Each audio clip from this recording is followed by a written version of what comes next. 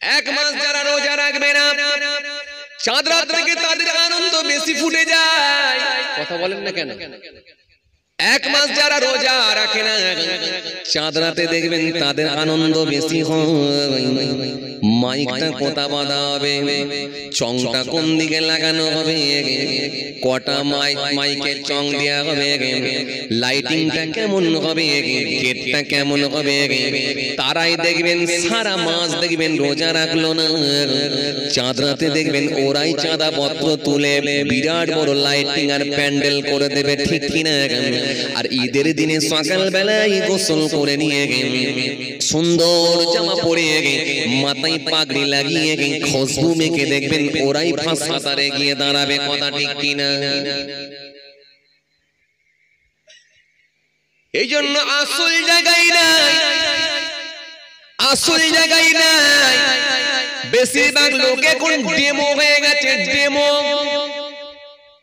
মোবাইলে যেমন original set আছে, ডেমো মালও আছে দেখতে একই, কিন্তু সিম কার্ড লাগানো যাবে না দেখি, ফোন যাবে না, কল যাবে না, যোগাযোগ হবে না, ইন্টারনেট ব্যবহার করতে পারবেন না, হোয়াটসঅ্যাপ চালাতে পারবেন না, ফেসবুক চালাতে পারবেন না, ইউটিউব চালাতে পারবেন না। আসলে মালটা কিন্তু অরিজিনাল ডেমো মাল।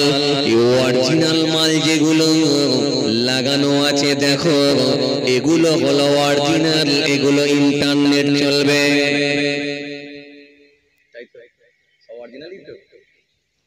কটা আছে?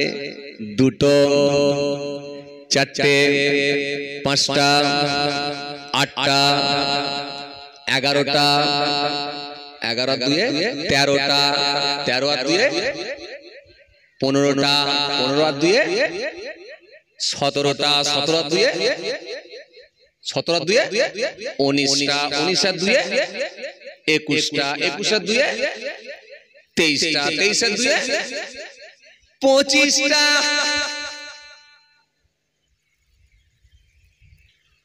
আসলে এগুলো অরিজিনাল, এগুলো ডেমো না। রাত 2টোর সময় ওয়াজ হবে, অরিজিনাল আর ডেমো বোঝা যাবে। জুম্মার দিনেও জুম্মার নামাজ হবে, অরিজিনাল আর ডেমো বোঝা যাবে। 22 রাকাত নামাজ পড়বে অরিজিনাল, ডেমো 2 রাকাত পড়বে, বেরিয়ে যাবে। কথা বলেন না কেন? আমার ওয়াজ কি বুঝতে পারছেন না? অরিজিনাল আর ডেমো বোঝা যাবে। এবারে বলেন অরিজিনাল যদি না ফেক দাড়ি রেখে ফেক জামা পরে ডেমো মাল হয়ে আল্লাহর কাছে দোয়া চাইলে কোনো দোয়া কবুল হবে না। কারণ কোরআনে স্পষ্ট ঘোষণা দিয়েছে, ইয়া আইয়ুহান নাস, হে মনুষ্য জাতি, হে মানুষ সকল, ইয়া আইয়ুহান নাস উবুদু রাব্বাকুমুল্লাযী খালাকাকুম ওয়াল্লাযীনা মিন ক্বাবলিকুম লাআল্লাকুম তাত্তাকুন। ইয়া আইয়ুহান নাস, হে মনুষ্য জাতি, হে মানুষ সকল, ইয়া আইয়ুহান নাস উবুদু রাব্বাকুমুল্লাযী খালাকাকুম, তোমরা রবের ইবাদত করো যিনি তোমাদেরকে সৃষ্টি করেছেন। ইয়া আইয়ুহান নাস উবুদু রাব্বাকুমুল্লাযী খালাকাকুম ওয়াল্লাযীনা মিন ক্বাবলিকুম, তিনি তোমাদের পূর্ববর্তী মানুষদেরকে সৃষ্টি করেছিলেন। লাআল্লাকুম তাত্তাকুন, যাতে করে তোমরা মুত্তাকি পরহেজগার খোদা ভীরু হতে পারো। আমি তাই চিন্তা করে দেখলাম, গরুর হাটে দাড়িওয়ালা লোক পাওয়া যায়, বাজারেও দাড়িওয়ালা লোক পাওয়া যায়, জুম্মার দিনে নামাজিও পাওয়া যায়, ঈদের মাঠেতে ঈদগাহ মাঠেতে নামাজি দাড়িওয়ালা পাওয়া যায়। তাহলে এলাকায় কি একটাও লটারি করার নাই? এলাকায় কি আর সুদখোর নাই? এলাকায় কি আর বন্ধন নাই? এলাকায় কি আর ঘুষখোর নাই? এলাকায় কি প্রতারক নাই? এলাকায় কি মিথ্যাবাদী নাই? গেল কোথায়? সব 3 জায়গায়। কথা বলছেন না কেন? গেল কোথায়? মসজিদে তো দেখছি নিচে থেকে ওপর পর্যন্ত, ছাদের ওপর পর্যন্ত সব ভর্তি হয়ে গেছে। ভালো মানুষ কথা বলেন না কেন? ঠিক না? বাজারে গিয়ে দেখছি সব দাড়িওয়ালা, পাঞ্জাবিওয়ালা, চায়ের দোকানে দাড়িওয়ালা, পাঞ্জাবিওয়ালা। ঈদের দিনে দেখছি গোটা মাঠে সব দাড়িওয়ালা, পাঞ্জাবিওয়ালা, দাড়ি কাটা হলেও সব পাঞ্জাবিওয়ালা, টুপিওয়ালা সব তো দাঁড়িয়ে আছে। তাহলে সুদখোর, ঘুষখোর, প্রতারক, চিটিংবাজ, ধাপ্পাবাজ, মিথ্যাবাদী, মেরে নেওয়া, কেড়ে নেওয়া, হিংসুক, এরা গেল কোথায়? অতি আসলে কিন্তু ওখানে ওরা আছে, আবার ওরা দেখবেন ওখানেও আছে। দু জায়গাতে সার্ভিস দেয়, দু জায়গাতে যারা সার্ভিস দেয় আসলে কিন্তু ওরাই হলো ফেক, ওরাই হলো ডেমো। লম্বা দাঁড়িয়ে রাখবে, চায়ের দোকানে গিয়ে বিড়ি মারবে, আসলে অরিজিনাল নয়, ফেক।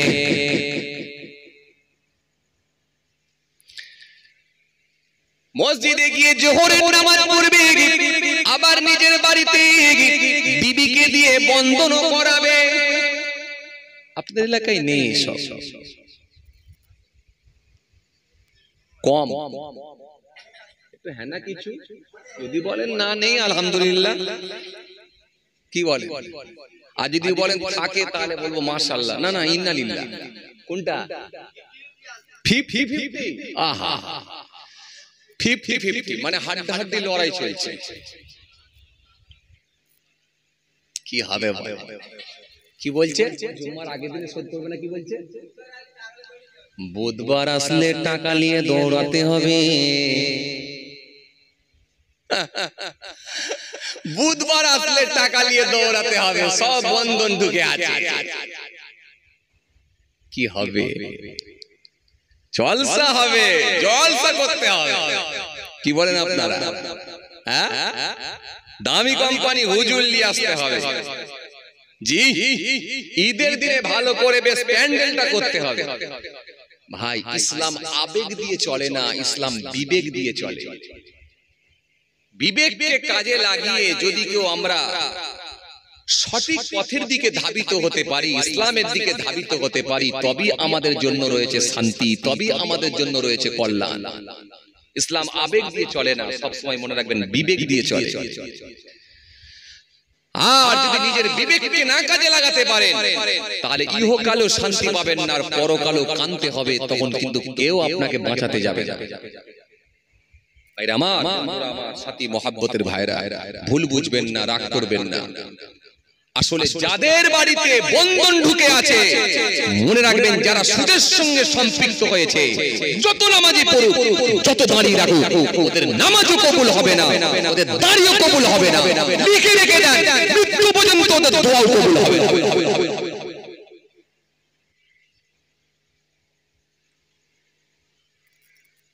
আমাকে আর ডাকবেন না, আমি তো হক কথা বলেও ফেলি। মাফ করবেন, ভুল হলে মাফ করবেন, আর যদি ঠিক বলে যায় অন্তত কাজে লাগাবার চেষ্টা করবেন। হাত জোর করে বলছি, দুটো হক কথা শোনার জন্যই আপনারাও বসে আছেন, আর দুটো হক কথা বলার জন্যই আমাকে ডেকে নিয়ে এসেছেন। কারণ যার শরীরের মধ্যে হারাম খাদ্য ঢুকেছে তার জবানের দোয়া কোনোদিন কবুল হতে পারে না। সে নামাজ, রোজা, দাড়ি, টুপি চাই। দলিল আমি নয়, দলিল হলেন রাসূলুল্লাহ। রাসূল করিম সাল্লাল্লাহু আলাইহি জানিয়ে দিয়েছেন, স্পষ্ট ঘোষণা দিয়েছেন, লা ইয়াদখুলুল জান্নাতা লাহমুন নাবাতা মিনাশ শুতি ওয়া কুল্লু লাহমিন নাবাতা মিনাশ শুতি কানাতিন নারু আউলা বিহি। আল্লাহ নবী বললেন, জেনে শুনে যদি এক জাররা পরিমাণ হারাম খাদ্য ভিতরে ঢুকিয়ে দেয়, জেনে শুনে যদি এক জাররা পরিমাণ হারাম খাদ্য ভিতরে চলে যায়, আমি রাসূল বলছি ওর শরীরটা কখনো জান্নাতে যাবে না। ভাইরা আমার, বন্ধুরা আমার, সাথী মহব্বতের ভাইরা, ভুল বুঝবেন না, রাগ করবেন না। আসুন, এই জন্যই আজকে আমরা বিপদে মুসিবতে সমস্ত জায়গায় দেখেন আমরা জড়িয়ে গেছি। পাশ কাটিয়ে এ করে একটু মোটামুটি দাঁড়াতে না দাঁড়াতে আর একটা বিপদের সম্মুখীন হচ্ছি। কথা ঠিক না?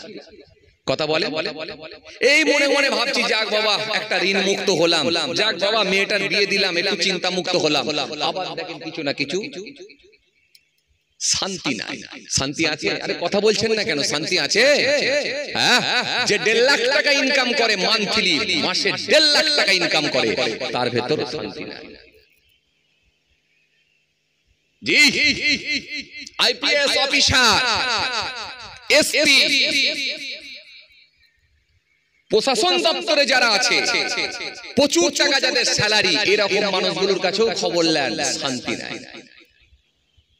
হায়ার এডুকেটেড মানুষ, করোড় করোড় টাকায় যারা শুয়ে থাকতো, করোড় করোড় টাকা, তাদের ভেতরে দেখেন শান্তি নাই। শান্তি নাই। শান্তি আলাদা জিনিস। শান্তি আল্লাহ যাকে দেয়, তার অল্প পয়সা থাকলে, অল্প ইনকাম থাকলেও তার রুজিতে আল্লাহ বরকত দিয়ে তার ভেতরে শান্তি দেয়। একটু জোরে বলতে পারেন না? যেন শান্তি আলাদা। জি, আর ওই মানুষগুলো মরে গেল, মৃত্যুটা আল্লাহ আসানির সঙ্গে, আরামের সঙ্গে করে দেবেন। যেন কবি তুলসীরাম দাস বললেন, তুলসী জব জগ যে আয়ে তুম রহি জগ হসি, ऐसी करनी कर चलो तुम हंसो जग रहे। যখন জন্ম তুমি নিয়েছিলে ভবে, তুমি মাত্র কেঁদেছিলে, হেসেছিল সবে। এমন জীবন হবে করিতে গঠন, মরিলে হাসিবে তুমি, কাঁদিবে ভুবন। পাল্টে দেন, পাল্টে যান, পাল্টে যান।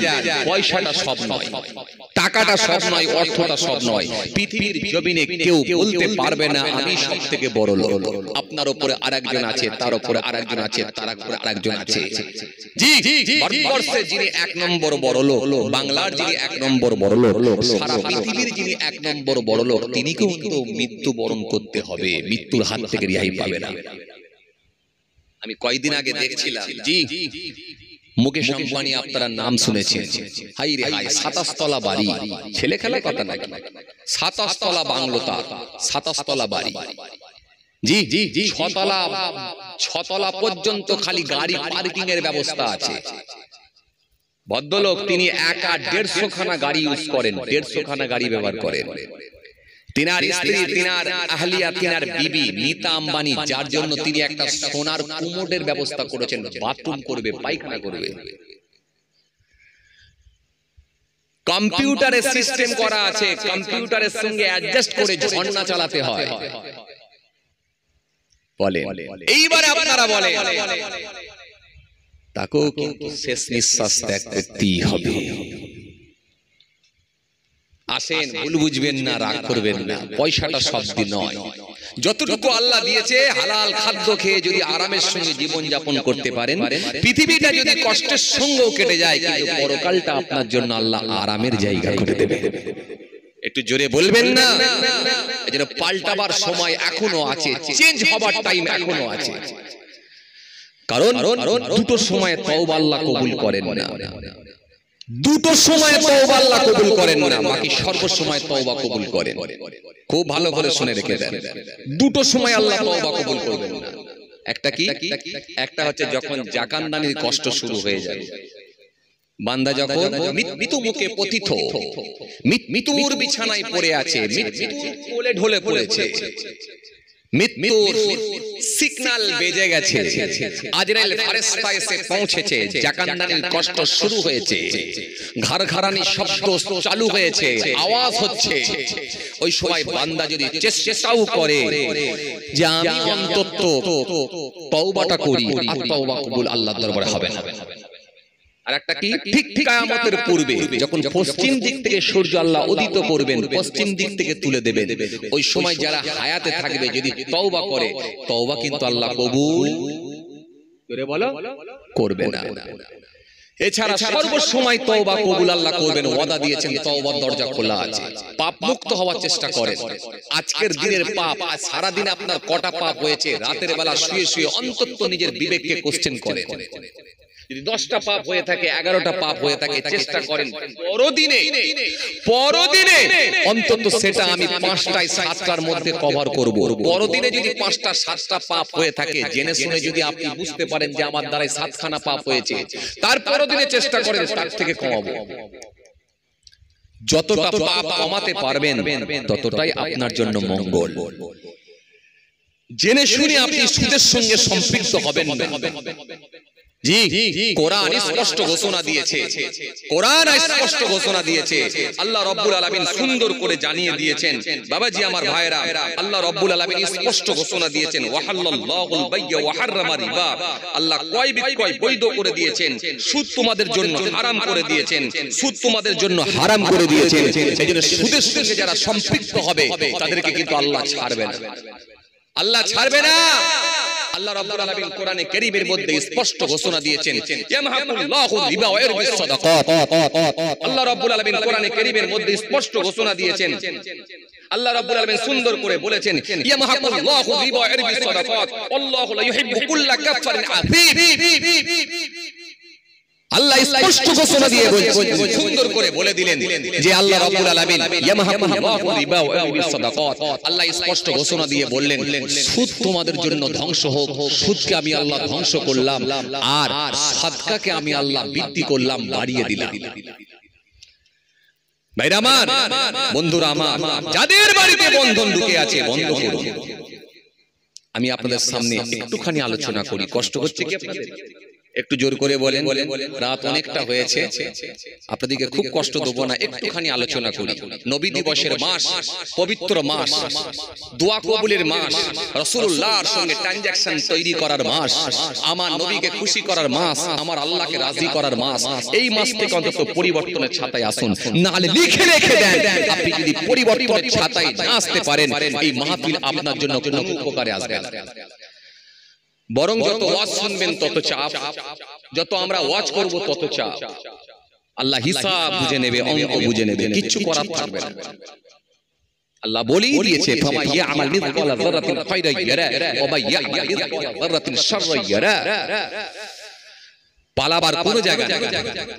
এই কয়েকদিন আগে আমি কিতাবের মধ্যে পড়ছিলাম, তাকান খেয়াল করেন আমার, কয়েকদিন আগে আমি কিতাবের মধ্যে পড়ছিলাম হযরতে হাবিবি আযম রাহমাতুল্লাহ আলাইহি, জি যিনি হাবিবি আযম রাহমাতুল্লাহ আলাইহি, যিনি আজমি দেশের মানুষ। কেউ কেউ বলেছেন না ইরান দেশে তিনি জন্মগ্রহণ করেছিলেন, ইরানের মানুষ। আবার কেউ কেউ বলছেন ইরানে জন্মগ্রহণ করলেও তিনি বসরাতে গিয়ে বড় হয়েছে। এই হাবিবে আযম রাহমাতুল্লাহ আলাইহি মস্ত বড় সুদখোর ছিলেন এবং খুব বড় মাপের একজন ব্যবসায়ী ছিলেন। কিতাবের মধ্যে পড়ছিলাম, জি এত বড় তিনি একজন সুদখোর ছিলেন যে তিনি যে ইন্টারেস্টে টাকা পেতেন, ওই টাকাটা যখন আনতে যেতেন, যাওয়ার পরে তার যে আসা যাওয়া যে যাতায়াত, এই যাতায়াতের জন্য পারিশ্রমিকটা পর্যন্ত নিত। এই যে আপনারা বললেন বুধবার আসলেই দিতে হবে, কথা বলেন না কেন? কি বার? বুধবার। কোথা থেকে টাকা পাবে আমি জানি না, দিতে হবে। লোন দিয়েছো তুমি, টাকা তোমাকে দিতে হবে। এই হাবিবে আযম তিনি ইন্টারেস্টে টাকা খাটাতেন, সুদে টাকা খাটাতেন, সুদে টাকা খাটিয়ে প্রচুর সম্পত্তির মালিক, প্রচুর বড় ধনী। ভাইরা আমার, ভালো করে শুনে রেখে দেন। তিনি একদিন টাকা আনতে গেছেন। টাকা কোথায়? টাকা আনতে গেছেন কোথায়? একজন কাস্টমারের বাড়িতে। হে তরুণিয়া, নওজওয়ান জওয়ানেরা, হে আমার মুরব্বিয়ানেরা, বাবারা শুনে খেয়ে দিন, বাবারা জেনে খেয়ে দিন। বাবা হাবিবি আযম গিয়ে হাজির হয়ে গেলেন। হাবিবি আযম গিয়ে যাবার পরে তিনি ওই কাস্টমারকে গিয়ে বললেন আমার টাকা দাও। কিন্তু বাড়িতে পুরুষ মানুষ, সুতরাং তিনি যার সঙ্গে তিনি যার সঙ্গে টাকা পাবেন তিনি কিন্তু বাড়িতে নাই, তিনি বাড়িতে নাই। বাড়িতে আছে কে? তিনার স্ত্রী, তিনারা হালিয়া বাড়িতে আছেন। হাবিবি আজম গিয়ে পৌঁছালেন, ইন্টারেস্টের টাকাটা তুমি দাও। ওনারা হালিয়া বলেছিলেন আমার স্বামী বাড়িতে নাই, সুতরাং টাকা আমি দিতে পারবো না, অল্প দিন পরে আপনি নেবেন।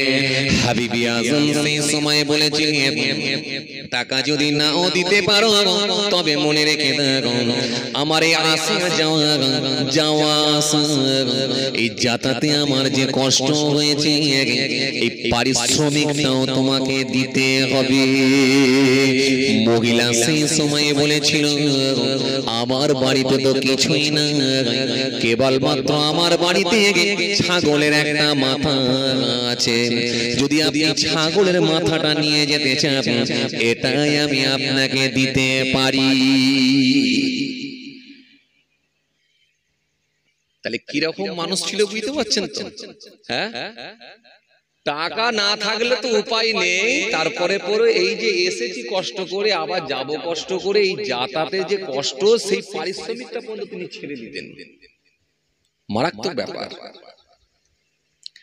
মহিলা সেই সময় বলল যে আমার বাড়িতে স্বামী নাই, যদি পারিশ্রমিক আপনাকে নিতে হয় আমার বাড়িতে একটা ছাগলের মাথা আছে, অর্থাৎ ছাগল নাই, বডিটা পুরো খেয়ে ফেলা হয়েছে, আছে কি ছাগলের মাথা, এই মাথাটা নিতে পারে। হেতরোনিয়া নওজওয়ান জওয়াকেরা ইয়া মাই মুরব্বিয়ানিরা শুনে রেখে দিবে বাবা। হাবিবি আজম সেই সময় বলেছিলেন হে মহিলা ছাগলের মাথাটা তুমি আমাকে নাও। হাবিব আজম ছাগলের মাথা নিয়ে নিজের বাড়িতে গিয়ে পৌঁছে গেলেন।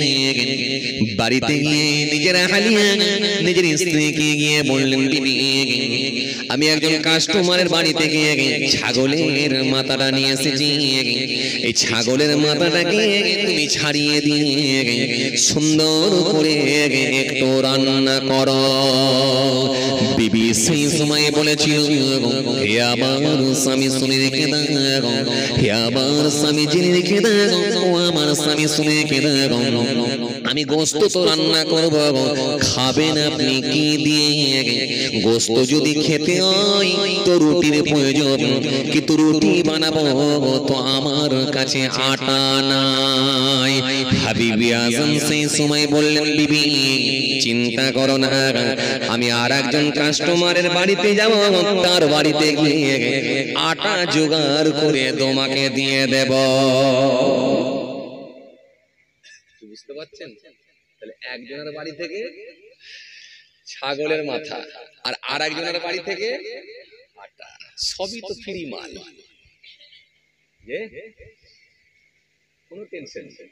আর একটা খরিদ্দারের বাড়ি চলে গেলে, মানে বুধবার এসে গেল, কেউ যে বুঝতে পারছেন বুধবার এসে গেলে, আপনাদের এখানে তো বুধবারে ঢোকে মাস্টার, তাই না?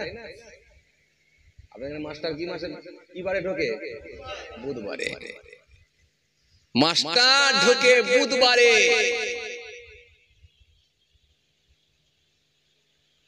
আর সব রেডি হয়ে গেছে সুদ দেবে বলে। জি ভাইরা আমার ভালো করে শুনে রেখে দেয়, এই হাবিবে আজম ছাগলের মাথা নিয়ে এসে বিবিকে দিয়েছেন, দিয়ে বললেন বিবি টেনশন করো না, আর একটা কাস্টমারের বাড়ি থেকে আমি তোমার জন্য আটা এনে দেব, চলো আমি আটা এনে দিচ্ছি। হাবিবে আজম ফের বার হয়ে গেলেন। হাবিবে আজম কি আরেকজন কাস্টমার খরিদ্দারের বাড়িতে গিয়ে হাজির হলেন। বাড়িতে গিয়ে যাওয়ার পরে হাবিবে আজম বলেন ইন্টারেস্টের টাকা দাও, সে মানুষটি ইন্টারেস্টের টাকা দিয়ে দিল। হাবিবে আজম সেই সময় বললেন আসা যাওয়া যাতায়াতের যে আমার পারিশ্রমিক দাও। বলে পারিশ্রমিক কোথায় পাবো? বলে তোমার বাড়িতে কি আটা আছে? বলে আছে। বলে আটাটা আমাকে দাও। আটা নিয়ে চলে এলেন এক বাড়ি থেকে আর এক বাড়ি থেকে ছাগলের মাথা। এবার খালি খাওয়া।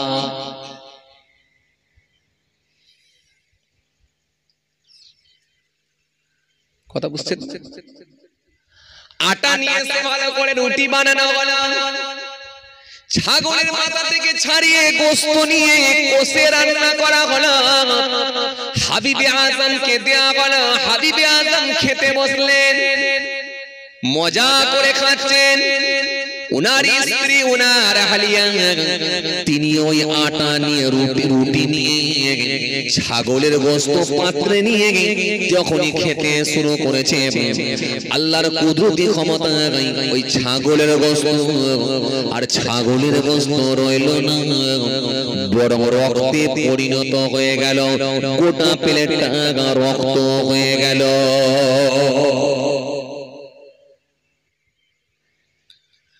রক্ত গোশের পরিবর্তে রক্তে পরিণত হয়ে গেল। রক্ত। হাবিবে আজম খাচ্ছেন, হঠাৎ করে দেখা যায় একজন ভিক্ষুক, একজন মিসকিন এসে হাজির হয়ে গেল।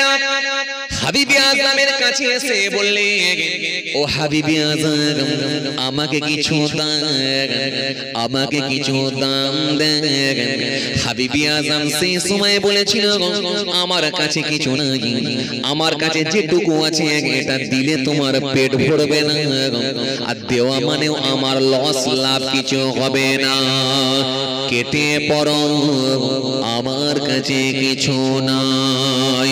এই জন্য কোরআনে স্পষ্ট ঘোষণা দিয়েছে, আরাইতাল্লাযী ইউকাযযিবু বিদ্দীন فذلك الذي يدعو اليتيم ولا يحض على طعام المسكين فويل للمصلين الذين هم عن صلاتهم ساهون الذين هم يراءون ويمنعون الماعون।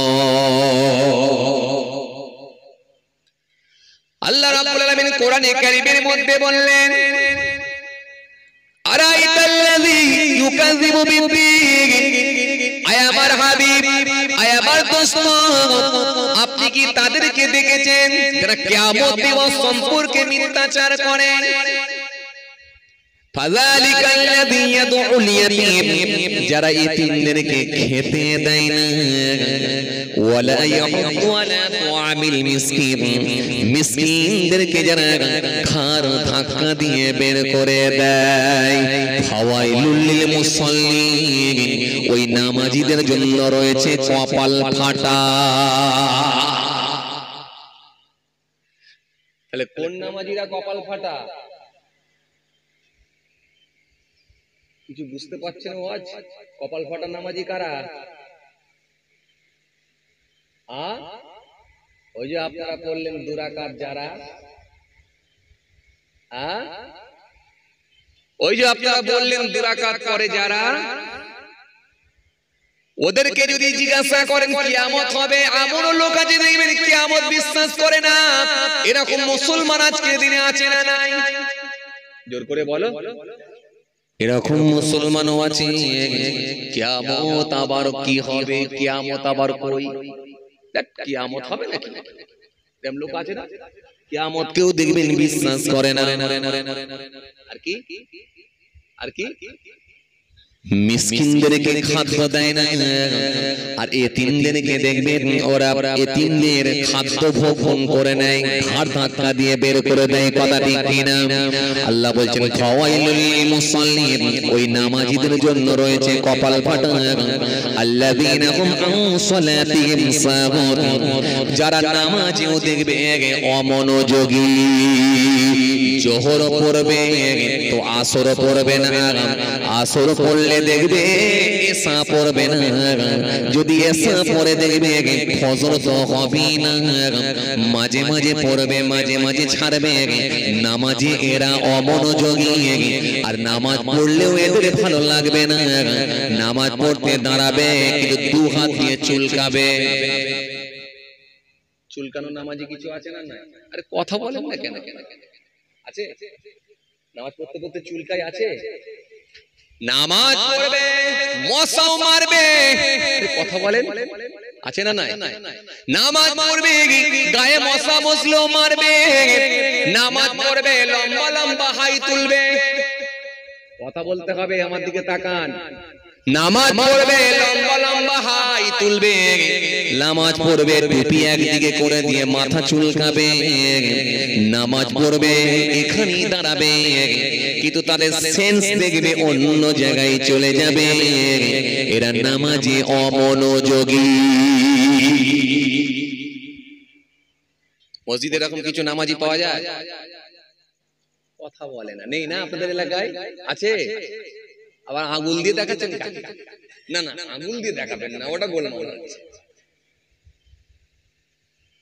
আমি তো এসেছি শুধুমাত্র রোগ সারানোর জন্য। যে রোগী সে বুঝে নেবে যে কি হচ্ছে। আঙুল দেবে, আঙুল দিলে গোলমাল, তাই না? গোলমাল হবে না? হ্যাঁ, সে বাংলাদেশের পয়সা শোনেননি, গোলমাল একটা বাঁধবে, গোলমাল হবে, আঙুল দেবে। তারপর আল্লাহ কি বললেন? الذين هم عن صلاتهم ساهون الذين هم يراءون ويمنعون الماعون। ছোটখাটো জিনিস ওরা দান দেবে না, আর যদিও দেয় খোঁটা দেবে। এরকম লোক আছে না নাই? খোঁটা দেয়। তোর বাপের যখন পেটে লাগছিল রাত 2টার সময় কেউ বেরোয় না, আমি বেরিয়েছিলাম। সর্বপ্রথম এলাকায় গাড়িটাকে ফোন করে আমি ডেকে হসপিটালে পাঠিয়েছিলাম। আজকে তুই আমাকে বলবি না তো কাকে বলবি? একবার বল। এই খোঁটা দেওয়ার লোক আছে না নাই? কথা বলছেন না কেন? তাহলে মিলছে সব না? মিলে যাবে। আসেন এবার আমি পূর্বে কোথায় ছিলাম বলেন? কোথায় ছিলাম? আজকে চারটা কোথা ছিল? সুদ করে ফকিরি।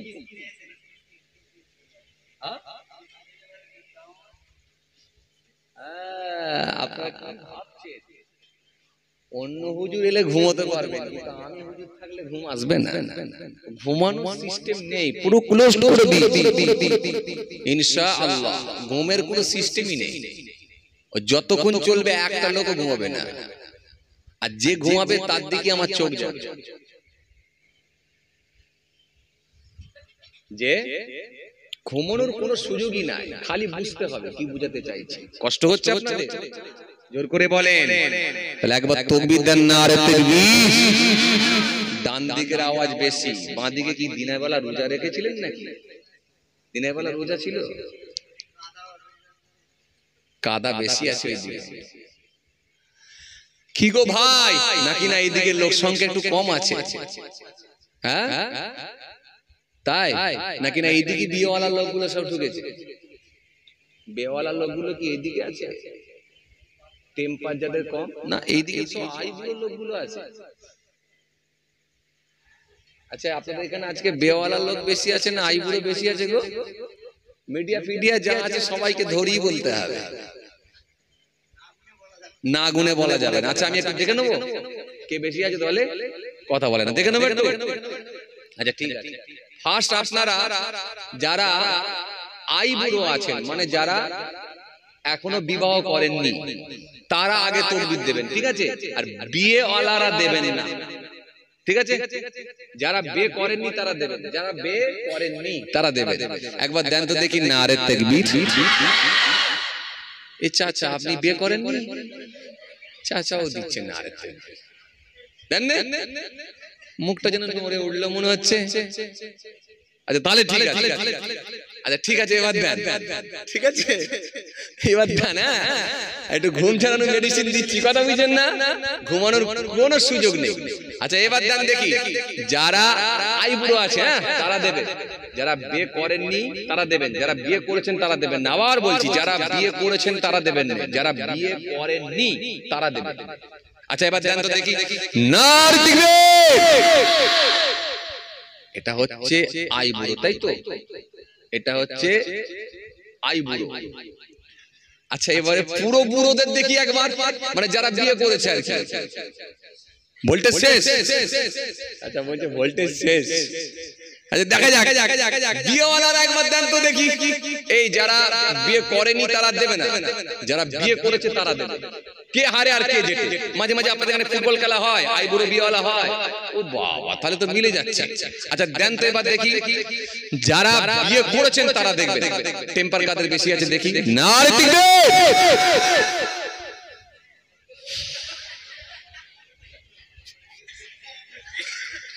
অবস্থা খুব খারাপ, একদমই তাই,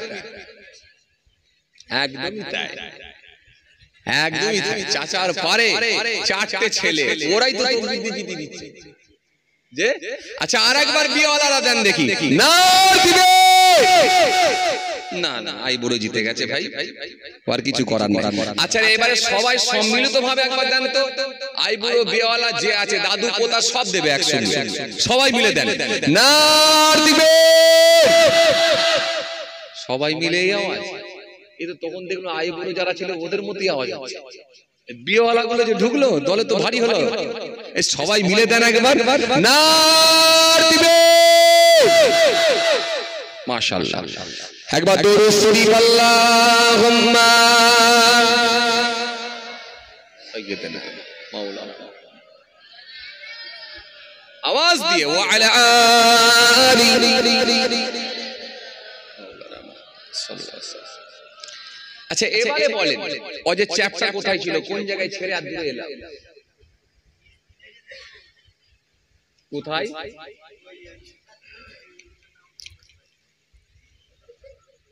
ঠিক আছে মাশাআল্লাহ, সমস্যা নেই। ও লোকের লোক, আমি নাম বলবো। ঠিক আছে তাহলে ধরেছে ঠিক। আচ্ছা উনি কি ঠিকই বলছে না অন্য জায়গায় ছিলাম?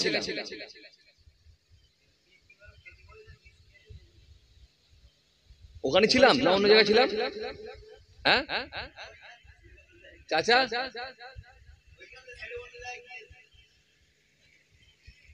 চাচা কি বলছে?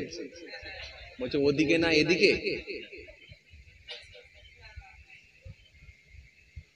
হ্যাঁ চাচাও ঠিক জায়গাতেই আছে, ঠিক জায়গায় আছে। মানে উনি হচ্ছে হাবিব আজম মিসকিন এসেছিল ওই জায়গায় আছে, আর উনি আছে ওনার স্ত্রী যে রুটি খেতে গিয়ে রক্ত হয়ে গেল ওই জায়গায় আছে। মানে একই জায়গায় কাছাকাছি আছে, এদিকে আর ওদিকে, তাই না? তাহলে ঠিক জায়গায় আছে। হ্যাঁ তরুণিয়া নওজওয়ান জওয়ান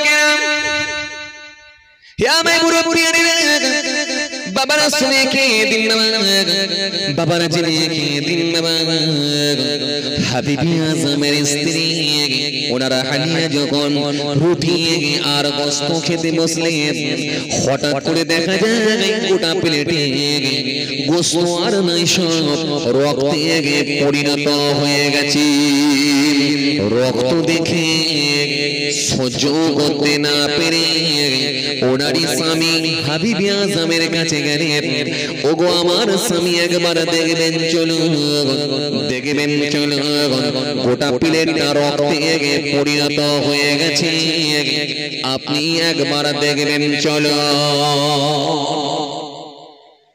হাবিবি আজম রুটি খাওয়া বন্ধ করে দিয়ে ওনার স্ত্রীর কথা শুনে স্ত্রী খাবারটা গিয়ে একবার দেখতে গেলেন। দেখতে গিয়ে দেখলেন গোটা প্লেটটা রক্তে পরিণত হয়ে গেছে। হতভম্ব হলেন, অবাক হয়ে, আল্লাহ এ কি অবস্থা? হাবিবি আজম সেই সময় চিন্তিত হয়ে বললেন, টেনশনের মধ্যে পড়ে গেলেন, ও আমার আল্লাহ বুঝেছি বুঝেছি, আজকে তুমি আমাকে দেখিয়ে দিলে। কারণ সারাটা জীবন যতদিন আমি বেঁচে আছি, এই এতদিন আমি বেঁচে আছি সুদের সঙ্গে আমি সম্পৃক্ত, সুদের কারবার, সুদের লেনদেন, সুদের টাকায় আমি ভক্ষণ করি।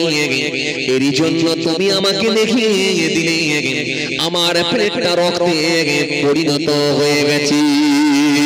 আমার বিবির প্লেটটা রক্ত, আমি আজ থেকে ওয়াদা দিলাম, তওবা করে নিলাম, ও আমার আল্লাহ যতদিন বেঁচে থাকবো কোনদিন আর সুদ খাবো না, যতদিন বেঁচে থাকবো কোনদিন আর হারাম জিনিস আমি আর ভক্ষণ করবো না, তওবা করলাম।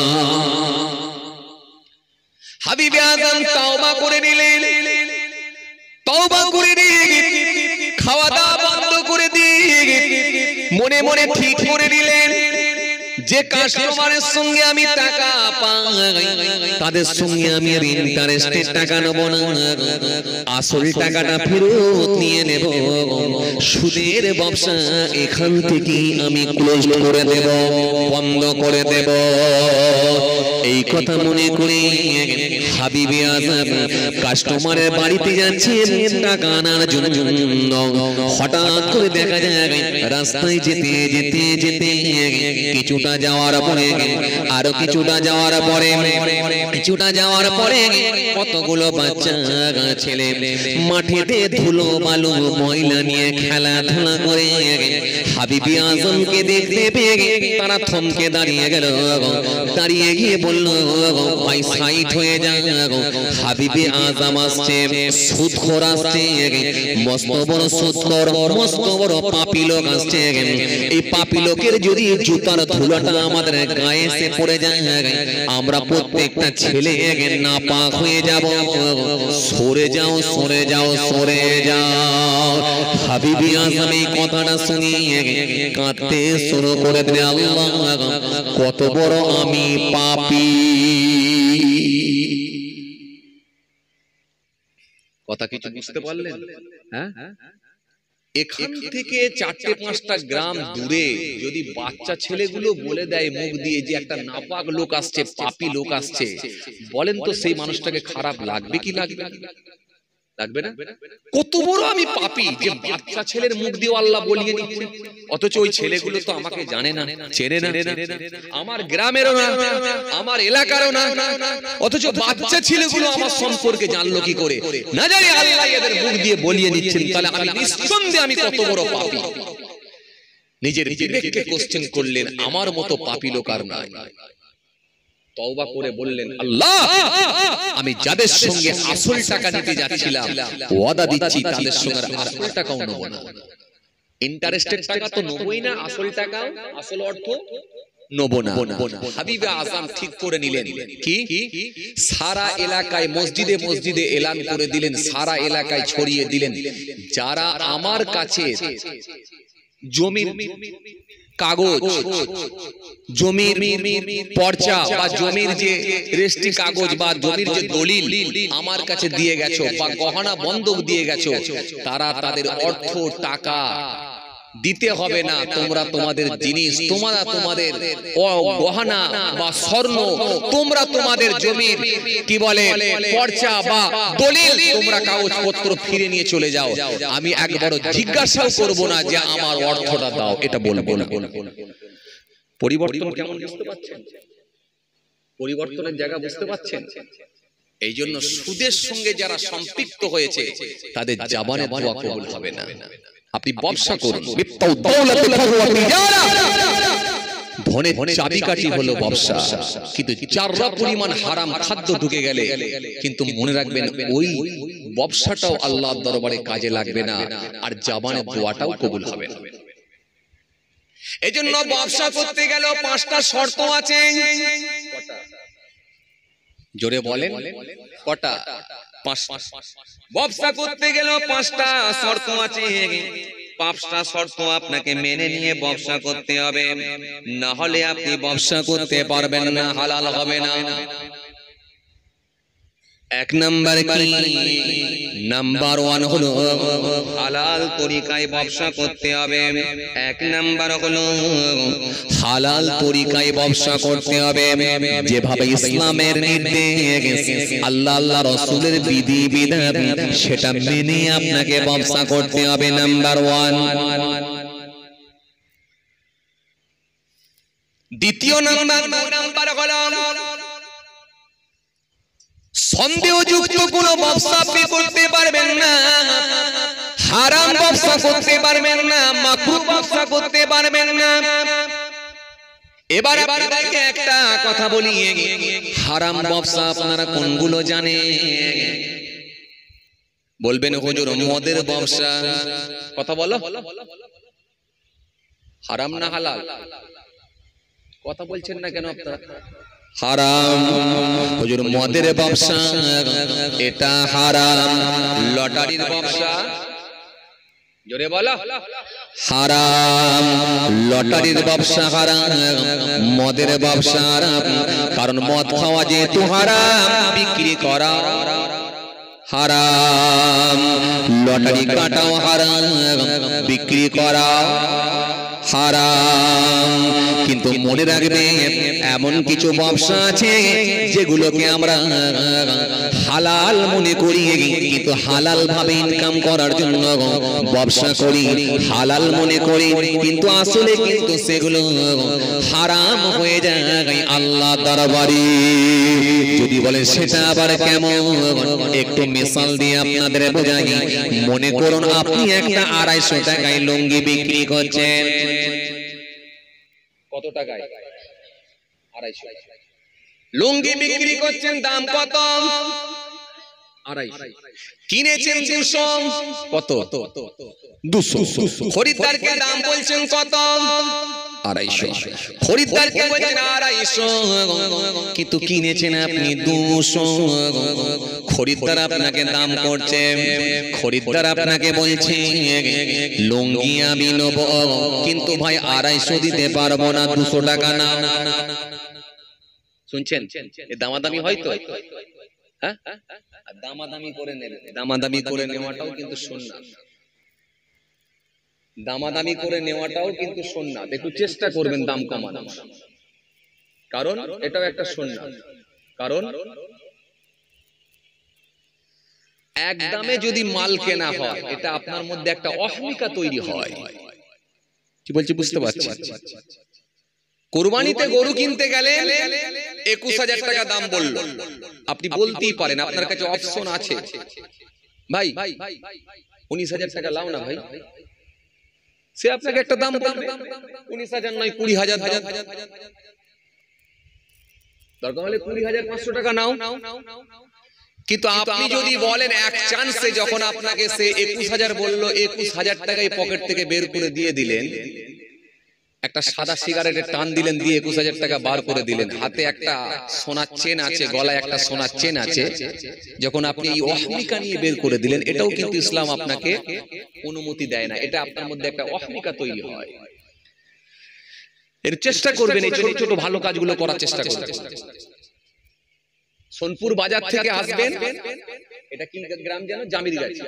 জামিরগাছিতে আসবেন সোনপুর বাজার থেকে, চেষ্টা করবেন যে রিক্সাওয়ালাটাকে ভাড়া করছেন, বা যে ভ্যানওয়ালাটাকে ভাড়া করছেন, বা যে ট্রলিওয়ালাটাকে ভাড়া করছেন, চেষ্টা করবেন একজন দুর্বল লোক, একজন দুর্বল, একজন জীর্ণ, একজন রুগ্ন, এইরকম একটা ভ্যানওয়ালা, এইরকম একটা ট্রলিওয়ালাকে ভাড়া করুন। কি বলছি বুঝে আসছে? আপনি বলবেন হুজুর, এটা তো আপনি আমাদেরকে আবার অন্য জিনিস শেখাচ্ছেন। এরকম দুর্বল একটা ট্রলিওয়ালাকে ভাড়া করলে আমার মাল তো অনেকক্ষণ লেট হয়ে যাবে পৌঁছাতে। হ্যাঁ, মেনেছি। আপনি যদি তার রিস্কায় চেপে যান, আপনার হয়তো পৌঁছাতে সময় লাগে, কিন্তু হতে পারে এরকম একজন দুর্বল ব্যক্তির জন্য, এরকম একজন রুগ্ন ব্যক্তি, জীর্ণ ব্যক্তির জন্য সারাদিনে হয়তো একটা কাস্টমারই হয়েছে আপনার। কি বললাম বুঝে গেল? যত মানুষ, যত খরিদ্দার গেছে, সব সবল ব্যক্তিগুলোকে, টেম্পারওয়ালা ব্যক্তিগুলোকে ভাড়া করেছে। কথা ঠিক কিনা ভুল বলে? একটা রিস্কাওয়ালাকে ভাড়া করছে, মোটা তাগড়া লোককে গিয়ে বলছে ভাই যাবে গা, কারণ একটা দুর্বল লোক যে ভাড়া নেবে, একটা মোটা সোটা লোক, টেম্পারওয়ালা লোক, সবল লোক সে একই ভাড়া নেবে। সুতরাং আপনি সবল লোক, টেম্পারওয়ালা লোকটাকে আগে ভাড়া করবেন, কারণ ওকে ভাড়া করলে তাড়াতাড়ি পৌঁছাবে। কথা বলছেন না কেন? হ্যাঁ না কিছু বলেন? কিন্তু হতে পারে সারাদিনে 5টা ভাড়া কেটেছে ওই মোটা সোটা লোকটা, বা টেম্পারওয়ালা লোকটা, বা ওই শরীর স্বাস্থ্য যার ভালো আছে, সে 5টা ভাড়া কেটেছে, কিন্তু এই রুগ্ন ব্যক্তি, জীর্ণ ব্যক্তিটা হয়তো সারাদিনে একটা খরিদ্দারও পায়নি। আপনার মতো মানুষ একটা দয়া করে ভাড়া দিচ্ছেন, এটাই একটাই খরিদ্দার। এটাও একটা আল্লাহর তরফ থেকে, আল্লাহর দরবারে আপনার বেনিফিট থাকবে, কারণ আপনি গরিবের ওপরে, অভাবীর ওপরে, আপনি গরিবের ওপরে, একজন রুগ্ন ব্যক্তির ওপরে, একজন জীর্ণ ব্যক্তির ওপরে, একজন অসহায় ব্যক্তির ওপরে আপনি দয়া করলেন। কথা কিছু বুঝে যাচ্ছে? এগুলো কিন্তু সব ভালো কাজ। আপনারা এসেছেন কিছু শিক্ষামূলক ওয়াজ শোনার জন্য, এজন্য আমি আপনাদেরকে একটু একটু করে দিয়ে যাচ্ছি আমার সীমিত জ্ঞান বুদ্ধি থেকে, পারলে ধরে নেওয়ার চেষ্টা করুন। ভাইরা আমার, বন্ধুরা আমার, সাথী মহব্বতের ভাইরা, তাহলে আলোচনায় ছিলাম কোথায়? ব্যবসা করতে হলে পাঁচটা শর্ত। এক নাম্বার কি? হালাল তরিকায় ব্যবসা। দ্বিতীয় নাম্বার কি? হারাম মাল বিক্রি করতে পারবেন না, হারাম মাল বিক্রি করতে পারবেন না, আর কোন মাকরু মাল বিক্রি করতে পারবেন না, আর কোন মাকরু মাল বিক্রি করতে পারবেন না, এবং সন্দেহযুক্ত ব্যবসাও করতে পারবেন না। এগুলো আমি আপনাদেরকে পরে ক্লিয়ার করে দিচ্ছি। এবার আপনাদেরকে যেটা বোঝাতে চাইছিলাম, আমরা কিছু মানুষ আছি হালাল ব্যবসা করি, মনে করছি আমরা হালাল ব্যবসা করছি, কিন্তু আসলে কিন্তু হারাম খাচ্ছি, সেটা হালাল আর নয়। যদি বলে সেটা কেমন করে, আপনাদের সামনে আমি যে মেশালটা দিতে দিতে চলে এলাম, মনে করুন আপনার লুঙ্গির দোকানে আপনি 250 টাকা দাম বললেন, খরিদ্দার বলল 200 টাকা নিন, কিন্তু আপনি বললেন 250 টাকা, কিন্তু আপনি জানেন লুঙ্গিটা কেনা আছে আমার 200 টাকা। মনে আছে আপনাদের? যখন খরিদ্দার বলছেন নেবো না চলে যাচ্ছি, নেবো না বলে যখন চলে যাচ্ছি, সে চলে যাচ্ছি বলে যখন দোকানের বাইরে নেমে গেছে, তখন আপনি বললেন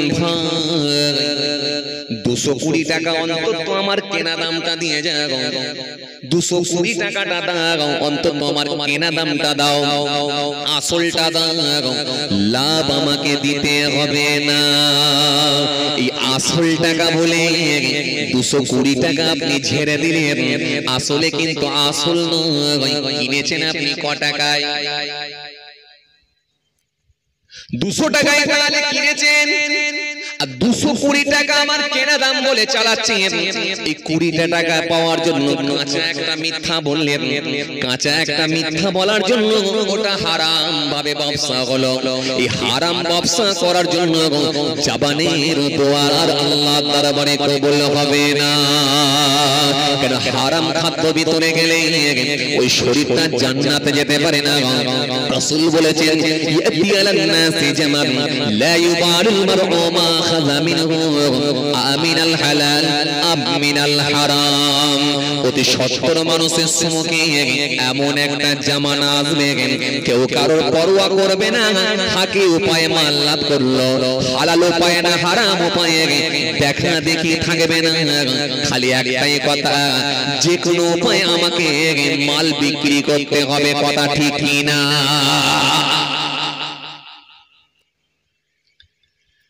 হালাল উপায় না হারাম উপায়ে দেখা দেখি থাকবে না, খালি একটাই কথা, যে কোনো উপায়ে আমাকে মাল বিক্রি করে দিতে হবে। কথা ঠিক কিনা ভুল বলেন? কথা বুঝতে পারছেন কিছু? তাহলে এটা কিন্তু হালাল ব্যবসা করতে গিয়ে হারাম হয়ে গেল। আসুন, তাহলে ব্যবসা করতে হলে 5টা শর্ত। 1 নম্বরে বলেছিলেন, 2 নম্বরে কি? হারাম ব্যবসা করা যাবে না। এবার হারাম ব্যবসা করতে পারবেন না, এরপরে আপনাকে বুঝে রাখতে হবে আপনি হারাম ব্যবসা করতে পারবেন না, এমনকি মাকরু ব্যবসাও করতে পারবেন না। এবার আপনাকে বলি, মদ খাওয়াও হারাম, বিক্রি করাও হারাম, লটারি কাটাও হারাম, বিক্রি করাও হারাম, হারমোনিয়াম বাজানো হারাম, বিক্রি করাও হারাম। এবারে মাকরু ব্যবসা কোনগুলো জানেন?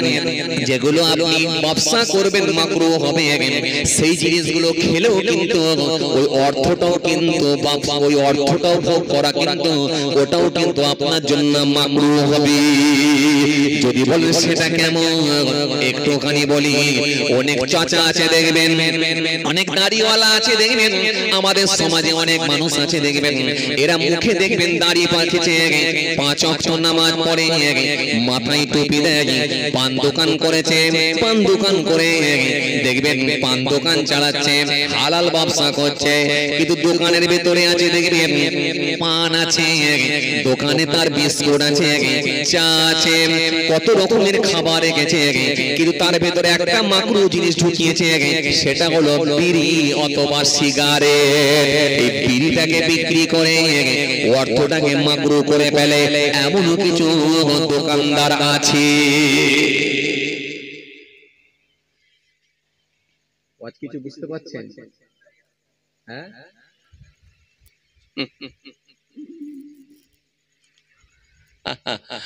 কথা বুঝে আসছে কিছু বাবাজি? তাহলে যেটা বিক্রি করা হারাম, খাওয়া হারাম, খাওয়া হারাম, বিক্রি করা হারাম। জি, যেটা যেটা খাওয়াও মাকরুহ, বিক্রি করাও মাকরুহ। এবারে মনে রাখেন, এবার কি করবেন আপনার ব্যাপার, আমি জানিয়ে দিলাম। এবারে আসেন কিছু সন্দেহযুক্ত ব্যবসা।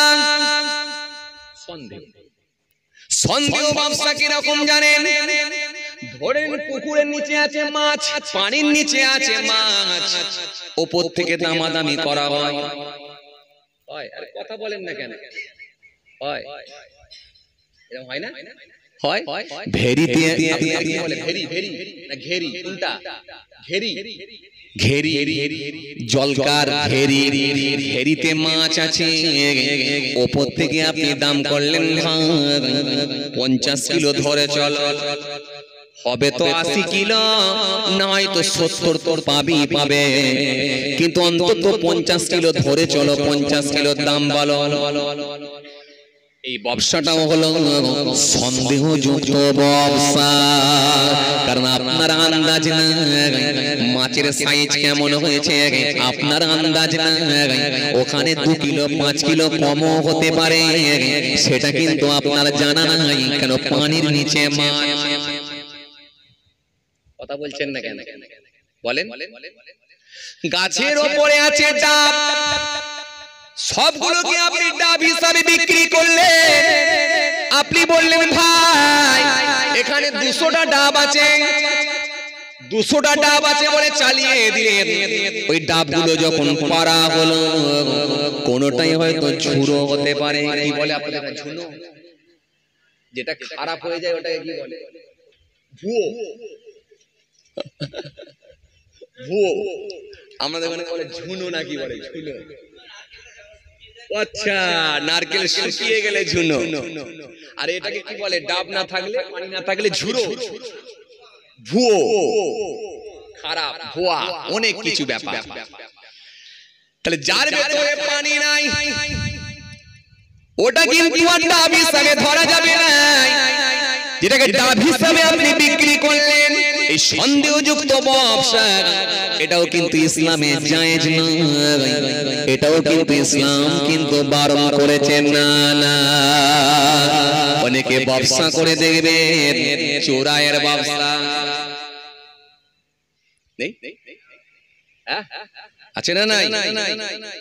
আপনি এমন একটা কারখানা তৈরি করে রেখেছেন যেখানে মোটরসাইকেল এসে আপনার কাছে বিক্রি হচ্ছে, কম পয়সায় কিনছেন, আর ওখান থেকে ইঞ্জিন আলাদা করছেন, চাকা আলাদা করছেন, বডি আলাদা করছেন, হেডলাইট আলাদা করছেন, পিস পিস করে মাল তুলে নিয়ে কলকাতা মল্লিক বাজারে বিক্রি করছেন। এই চোরাইয়ের ব্যবসা, এটাও কিন্তু ইসলামে জায়েজ না।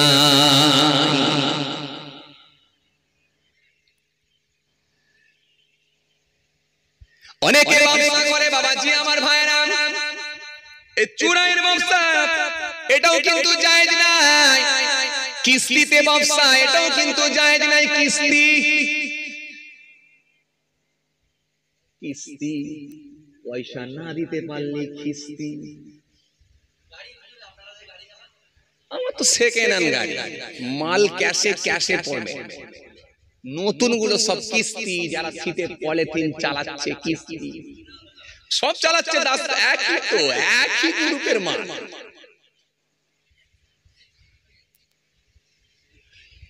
শরীয়ত তো কারোর জন্য পাল্টাবে না।